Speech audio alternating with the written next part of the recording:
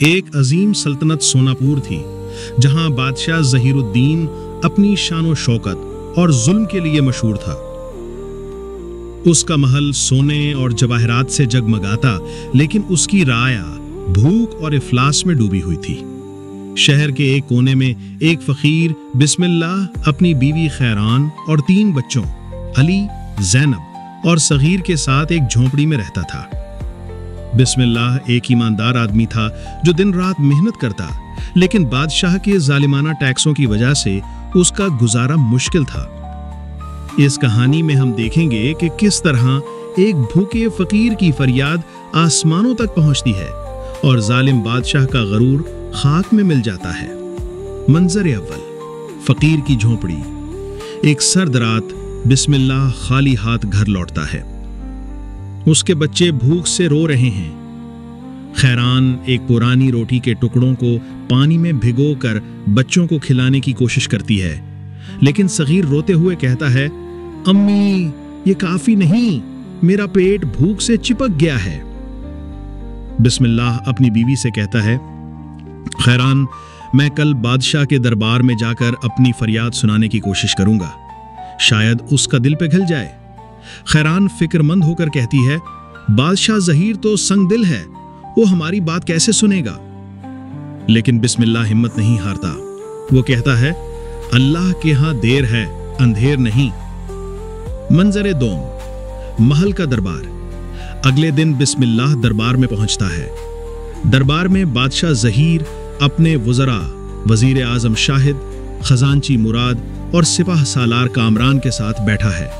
دربار میں ایک عجیب سا شخص درویشانہ لباس میں حکیم بصیر بھی موجود ہے، جو بادشاہ کا مشیر ہے، لیکن اس کی باتوں کو کوئی سنجیدگی سے نہیں لیتا کیونکہ وہ ہمیشہ سچ بولتا ہے۔ بسم اللہ اپنی فریاد پیش کرتا ہے، اے بادشاہ، ہماری بستی کے لوگ بھوک سے مر رہے ہیں، آپ کے ٹیکسوں نے ہمیں کچھ نہیں چھوڑا، ہمارے بچوں کے لیے روٹی تک نہیں، رحم کریں۔ بادشاہ ہنستا ہے اور کہتا ہے، تم فقیر ہو، تمہاری اوقات کیا ہے، جاؤ محنت کرو۔ دربار کے لوگ ہنسی اڑاتے ہیں، لیکن حکیم بصیر اٹھ کر کہتا ہے، اے بادشاہ، رایا آپ کی امانت ہے، اگر وہ بھوکی مرے گی تو آپ کا تخت کیسے قائم رہے گا؟ بادشاہ غصے میں حکیم کو خاموش کر دیتا ہے۔ منظر سوم، بستی کی لڑکی رابعہ۔ ادھر بستی میں ایک ہونہار لڑکی رابعہ، جو بسم اللہ کی پڑوسن ہے، اپنے والد حاجی یونس کے ساتھ مل کر بستی کے لوگوں کی مدد کرنے کی کوشش کرتی ہے۔ رابعہ ایک چھوٹا سا مدرسہ چلاتی ہے جہاں وہ بچوں کو مفت پڑھاتی ہے۔ وہ بسم اللہ کی حالت دیکھ کر فیصلہ کرتی ہے کہ وہ شہر کے دوسرے لوگوں کو اکٹھا کر کے بادشاہ کے ظلم کے خلاف آواز اٹھائے گی۔ رابعہ ایک بزرگ عورت اماں بی بی سے ملتی ہے، جو بستی کی سب سے عقل مند خاتون ہے۔ اماں بی بی کہتی ہے، بیٹی، ظالم کا غرور توڑنے کے لیے صرف فریاد کافی نہیں، ہمیں ایک منصوبہ بنانا ہوگا۔ رابعہ، اماں بی بی اور بستی کے چند دیگر لوگ، چھوٹا تاجر اسلم، کسان رحیم اور ایک سابق سپاہی نعیم مل کر ایک منصوبہ بناتے ہیں۔ منظر چہارم، منصوبہ۔ رابعہ اور اس کے ساتھی فیصلہ کرتے ہیں کہ وہ بادشاہ کے سالانہ عید سوناپور کے تہوار کا فائدہ اٹھائیں گے، جہاں بادشاہ خود شہر کے چوک میں رعایا سے ملتا ہے۔ وہ اس موقع پر اپنی فریاد کو ڈرامائی انداز میں پیش کریں گے تاکہ پوری سلطنت کے لوگ حقیقت جان سکیں۔ اسی دوران حکیم بصیر، جو دربار میں خاموشی سے سب کچھ دیکھ رہا ہوتا ہے، رابعہ کے منصوبے کے بارے میں سنتا ہے۔ وہ خفیہ طور پر رابعہ سے ملتا ہے اور کہتا ہے، میں تمہاری مدد کروں گا، لیکن ہوشیاری سے کام لینا، بادشاہ کے جاسوس ہر جگہ ہیں۔ منظر پنجم، عید سوناپور۔ عید کے دن شہر کا چوک لوگوں سے بھرا ہوتا ہے۔ بادشاہ اپنے گھوڑوں کے جلوس کے ساتھ چوک میں داخل ہوتا ہے، اس کا غرور عروج پر ہوتا ہے۔ رابعہ اور اس کے ساتھی ایک ڈرامہ پیش کرتے ہیں جس میں وہ ایک بھوکے خاندان کی کہانی دکھاتے ہیں۔ ڈرامے میں بسم اللہ کا کردار ادا کرنے والا ایک لڑکا یاسر زور زور سے چیختا ہے، ہمارے پیٹ خالی ہیں، हमारे घर खाली हैं, लेकिन बादशाह के महल में सोना भरा है। लोग हैरान होते हैं, कुछ हंसते हैं, कुछ रोते हैं।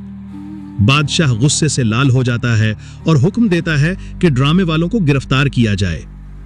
लेकिन उसी लम्हे हकीम बसीर आगे बढ़कर कहता है, ऐ बादशाह, ये ड्रामा नहीं, आपकी राया की हकीकत है।